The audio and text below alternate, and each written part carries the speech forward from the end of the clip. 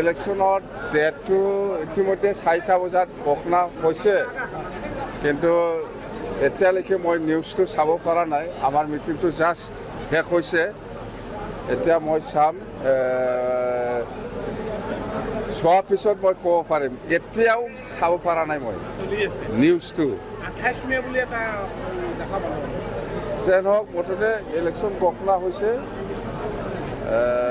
সেইটোতো আমি ইলেকশ্যনৰ যিটো নিয়ম নীতি সেই হিচাপত আমি চলি যাব লাগিব। কোড অফ কণ্ডাক্ট যেনিবা আজিৰ পৰা ঘোষণা হোৱাৰ পিছত ইলেকশ্যনৰ যিটো নিয়ম নীতি সেইটো আমি মানি চলিব লাগিব।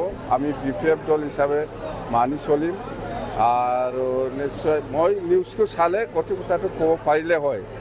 যেন হওক, আমাৰ আজি চিৰাং জিলা BPF দলৰ যিটো জইণ্ট চিটিং সেইটো খুব ভাল হ'ল।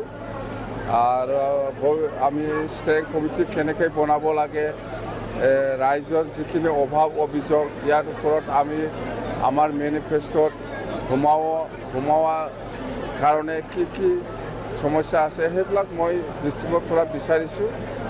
সেইখিনি কথা মুঠতে ভাল হ'ল। ইলেকশ্যনটো কেতিয়া ঘোষণা হ'ব সেইটোকে আমি বাট চাই আছিলোঁ। এতিয়া আমাৰ কথাটো হ'ল ঘোষণা কৰাৰ পিছত যিটো নিয়ম নীতি সকলোৱে আমাৰ দলৰ কৰ্মীসকলে মানি চলিব। বাছ কেণ্ডিডেট আমাৰ আজি ঘোষণা হৈছেতো, এতিয়া আমি এপ্লিকেশ্যনটো লৈ আছে। সমষ্টি ৱাইজত বহুতে এপ্লিকেশ্যন দিছে। সেইটো আমি ফাইনেল পৰ্যায়ত আহিবৰ কাৰণে এক সপ্তাহ সময় লাগিব। প্ৰস্তুতি খুব ভাল।